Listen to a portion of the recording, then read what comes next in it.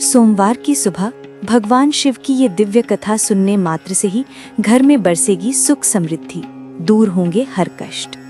बहुत समय पहले उत्तर भारत के एक प्राचीन प्रदेश में जंगलों, खेतों और शांत जीवन से भरा एक छोटा सा गांव था, नागधाम। इस गांव में लोग खेती करते, पशु पालते और अपने अपने घरों में साधारण लेकिन संतोषपूर्ण जीवन जीते। इस गांव की सबसे चर्चित महिला थी सावित्री। उम्र ढल चुकी थी, बालों में सफेदी उतर आई थी, पर आवाज में अभी भी कठोरता की वही पुरानी धार थी। गांव भर में लोग कहते, सावित्री देवी दिल की बुरी नहीं पर बातों में बहुत तीखी है।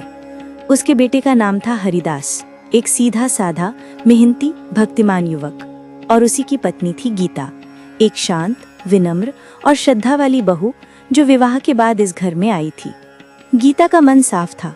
वो सुबह से रात तक घर का काम करती, सास का हर आदेश मानती, पति का सम्मान करती और भगवान शिव की आराधना में मन लगाती। पर सावित्री देवी को गीता का कोई भी काम कभी ठीक नहीं लगता। वह हमेशा उसे डांट देती, इतना धीरे क्यों काम करती हो? ये सब सीखकर घर आई हो या यहाँ सीखने आई हो? बहू को समझना चाहिए कि ससुराल ही उसका असली घर है और घर की प्रतिष्ठा तभी रहती है जब बहू अपने कर्तव्य पूरे करे। गीता हर बात चुपचाप सह लेती। उसकी आंखों में दुख होता, पर होठों पर किसी शिकायत का नाम नहीं। वह बस मन ही मन शिवजी से प्रार्थना करती, भगवान भोलेनाथ, मुझे शक्ति दीजिए कि मैं अपनी सास का दिल जीत सकूं।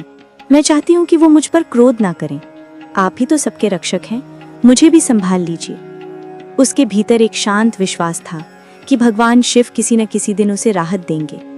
हरिदास अक्सर अपनी पत्नी के दुख को समझता था, पर माँ के आगे कभी कुछ बोल नहीं पाता था। वह कहता, गीता, माँ की आदतें पुरानी हैं, उनकी उम्र बढ़ रही है, इसलिए उनका स्वभाव कठोर हो गया है, तुम मन पर मत लेना।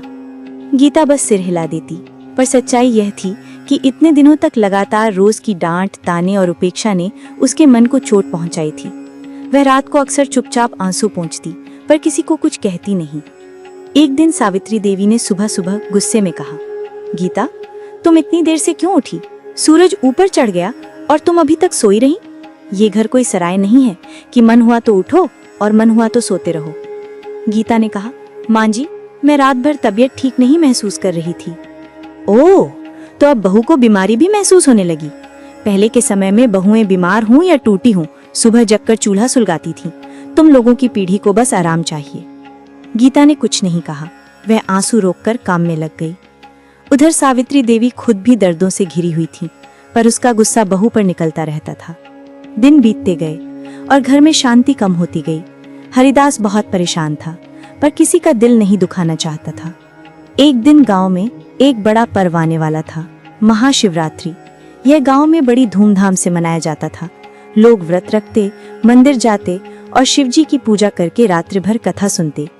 गीता इस पर्व के लिए बहुत उत्साहित थी, क्योंकि शिवजी उसके इष्ट देव थे। उसने सोचा, इस बार मैं पूरे मन से शिवजी को प्रसन्न करूंगी और उनसे प्रार्थना करूंगी कि मेरे घर में शांति आए। सावित्री देवी ने कहा, गीता, इस बार का सारा सामान तुम ही लाओगी और ध्यान रहे कुछ भी कम ना होना चाहिए, वरना ये मत कहना कि मैंने तुम्हें मौका नहीं दिया। गीता ने खुशी खुशी हामी भर दी। वह बाजार गई, पूजा का सामान लिया और घर लौटी। पूजा की तैयारी में उसने बहुत मन लगाया। फूल, बिल्वपत्र, दूध, दही, घी, चंदन सब इत्मीनान से रखा। उसने रात भर मेहनत की ताकि महाशिवरात्रि की सुबह सब कुछ पूरा हो जाए। पर अगली सुबह सावित्री देवी ने सामान देखते ही कहा, अरे ये कैसा सामान लाया है तू? बिल्वपत्र इतने सूखे क्यों हैं? तूने ये सब देख परख कर नहीं लिया? बहू जब से आई है घर की परंपराएं ही बिगड़ गई हैं। गीता ये सुनकर स्तब्ध रह गई। उसने तो अच्छे से अच्छे पत्ते चुने थे।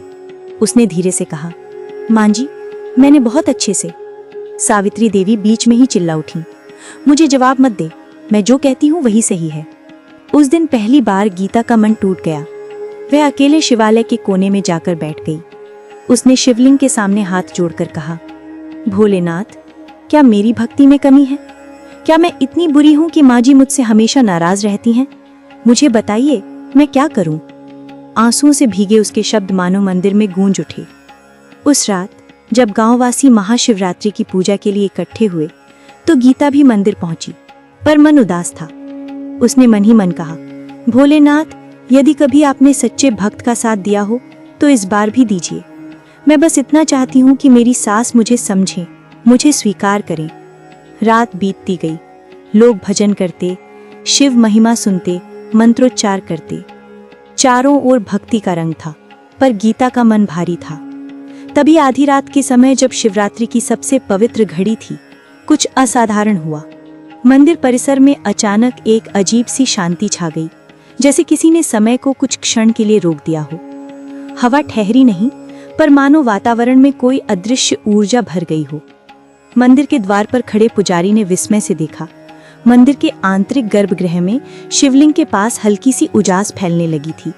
वह उजास बढ़ती गई और कुछ पलों में ऐसा लगा जैसे कोई दिव्य शक्ति वहां विराजमान हो। लोग अचंभित होकर एक दूसरे को देख रहे थे।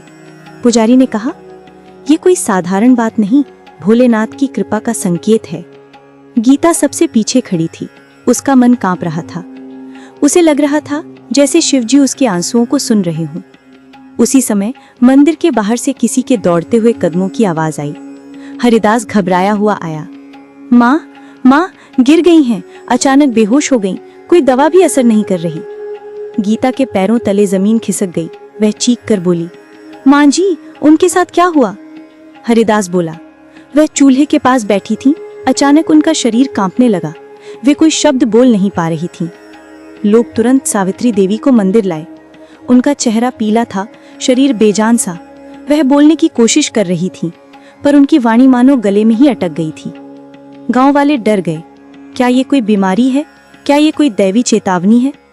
उसी समय मंदिर के भीतर वह दिव्य उजास और तेज हो गया। शिवलिंग के आसपास मानो चंद्रमा की ठंडी किरणें उतर आई हों। पूरा मंदिर शांत हो गया और उस शांति के बीच एक गहरी, गंभीर, करुणा भरी आवाज गूंजी, जैसे कोई अदृश्य से कह रहा हो, भक्ति बिना दया नहीं, प्रेम बिना धर्म नहीं, और सम्मान बिना परिवार नहीं। सबके दिल धड़कने लगे। किसी की समझ में नहीं आ रहा था कि ये हो क्या रहा है, पर एक बात सब समझ रहे थे, यह शिव का आशीर्वाद भी है और चेतावनी भी। उसी समय सावित्री देवी के शरीर में हलचल हुई।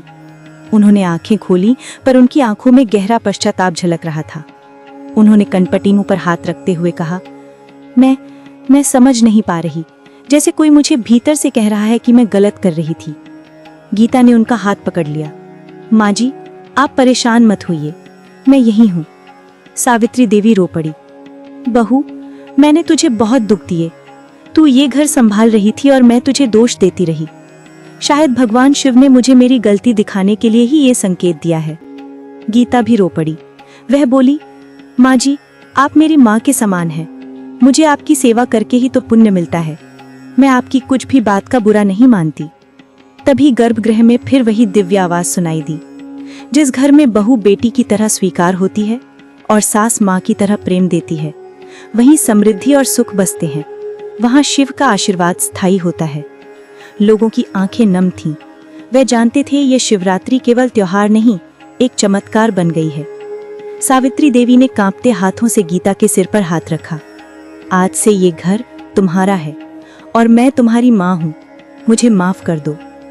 गीता ने कहा, माँ जी, मैं कब से यही चाहती थी कि आप मुझे अपनाएं। हरिदास भी आंसुओं में भर गया। उसने कहा, माँ, आपकी और गीता की मुस्कान ही हमारे घर की खुशहाली है। मंदिर में बैठे सभी लोग इस दिव्य दृश्य को देख रहे थे। किसी को नहीं पता था कि ये शिव का सीधा आदेश था या उनकी अनुभूति, पर सब जानते थे ये क्षण जीवन बदलने वाला है। धीरे धीरे दिव्य प्रकाश कम होने लगा। पुजारी ने कहा, भोलेनाथ ने अपना संदेश दे दिया है। ये घर अब आशीर्वाद से भर जाएगा। उस रात के बाद गीता और सावित्री देवी का संबंध पूरी तरह से बदल गया। सावित्री देवी का कठोर स्वभाव पिघलने लगा।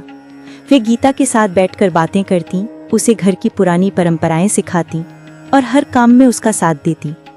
वह कहती, तूने मुझे माँ बनाया, मैंने तो तुम्हें पहले केवल बहू समझा था। गीता भी उनके पैर दबाती, उनकी सेवा करती और कहती, माँ जी, इस घर की धड़कन आप हैं, मैं आपके बिना अधूरी हूँ। गांव के लोग इस बदलाव को देखकर कहते, यह सब शिवजी की लीला है। उन्होंने एक घर का कलह दूर कर दिया और उसमें प्रेम की ज्योति जगा दी। धीरे धीरे घर में समृद्धि आने लगी, खेतों की फसल अच्छी होने लगी, हरिदास का व्यापार बढ़ने लगा और घर में खुशियां लौट आईं। लोग कहते, जहाँ सास बहू में प्रेम होता है वहाँ भगवान शिव स्वयं निवास करते हैं। और ये कहानी गांव में पीढ़ियों तक सुनाई जाने लगी, क्योंकि यह केवल सास और बहू की कहानी नहीं थी, यह थी भगवान शिव की कृपा की कहानी, जिन्होंने दो दिलों को जोड़कर एक परिवार को टूटने से बचा लिया।